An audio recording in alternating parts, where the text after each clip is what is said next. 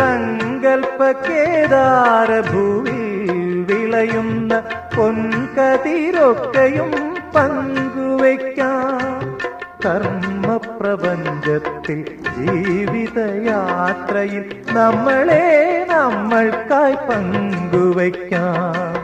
കർമ്മപ്രപഞ്ചത്തിൽ ജീവിതയാത്രയിൽ നമ്മളെ നമ്മൾക്കായി പങ്കുവയ്ക്കാം. ഇനി സ്വപ്നങ്ങളൊക്കെയും പങ്കുവയ്ക്കാം.